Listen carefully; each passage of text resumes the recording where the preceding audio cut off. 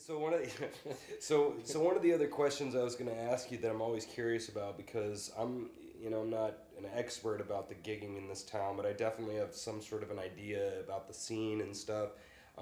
Some of the other towns that you've been in, what's the kind of like gigging environment? And I'm talking about kind of the guys on the like the symphony level, the studio guys, you know, that not the Brantford, level, but the Right. other kind of lower level guys. Right. Well, tell me some stuff about some of the other, places you've been to in regards to like what are musicians kind of looking for, getting kind of paid for, like a jazz gig, for example, Right. or like the networking between musicians and finding gigs and stuff. Yeah, yeah. Well, in the symphonic world, uh, I just took all the auditions I could when I got to the Bay Area, and then you get to meet. You start meeting people, and they know what your playing's like, and you get the calls. So being reliable is extremely important in terms of networking in that thing. Being on time, wearing the right color shoes, which I didn't do one time, but I since then I learned my lesson. In the So let's stay on that. So with the regards to being reliable, that's definitely a big thing that weeds people out in this town. I've noticed, because like how many good piano player jazz guys are there in the town? I mean, I don't even want to guess. There's a lot, and so a lot of good guitar or players, drummers too. would be another example. There's a crap load of good drummers in town that are plenty capable of playing your show, like talent wise. Yeah. But how important is that to not be flaky with the phone, right, and not show up late? Yeah, I mean, yeah. Well, very, very important. Very important. If you want to, really pursue that and get work, then yeah, you got to be reliable. Show up on time. Make sure your equipment is working, and then be a reasonable human being. And then how many of them does that weed out? Being not a reasonable human being. Yeah, well, I've been Fighting with the band leader and blah blah blah. Yeah, that kind of stuff too. Yeah, like just smile and yeah. So that's what you do, right? Is you smile and nod, and then that's it. Yeah. Well, that's the lesson. Yeah, yeah. Well, that and play good. And play good. Yeah. I mean, gig wise, I don't know how Kansas City is. I know I've been offered a few gigs of $75, $100, and that seems to be about the way it is for pickup gigs. Yeah. Wow. Yeah. Yeah, and that's pretty much what it is here. Yeah. I mean, if you're getting 125 plus tips, that's a pretty good day. Right. Even 3-4 hour gigs. Right. I mean. Yeah. Yeah. What can you say? The supply and demand and the market, and it is what it is. We'd all like to see the pay go up, but it just is what it is. The market is what it is. Yeah.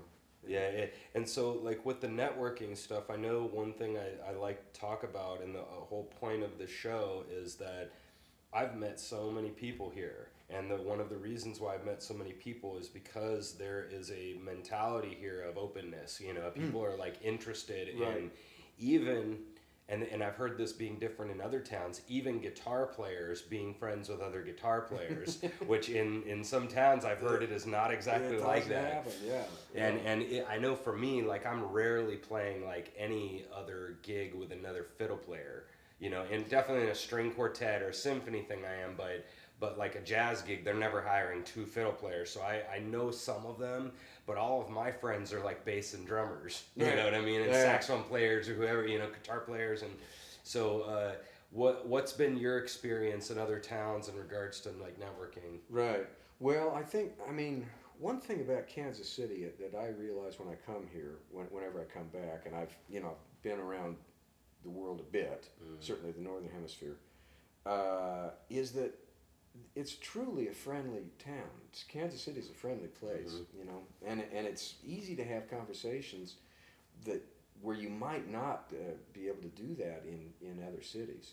Certainly Kuala Lumpur, where I was living, it's much more difficult to have conversations.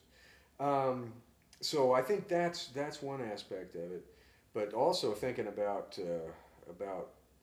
KL in Malaysia, I'm glad I wasn't a freelancer there because it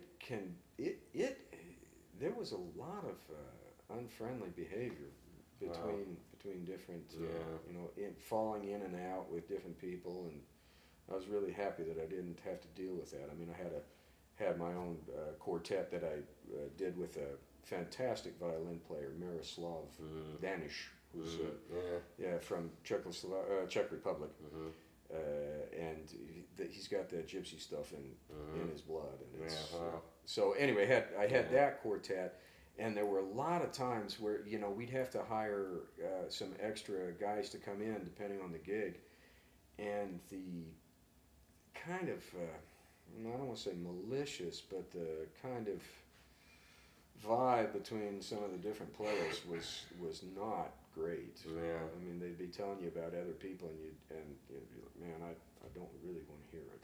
Yeah. Wow. Yeah. Well, Yeah. KC is definitely a jam kind of town. Like even our shows, people come in, sit in on their shows. Even not just the open jams, but their shows. They even run and then even people run, because we have so many musicians that are, in my opinion, sort of lazy.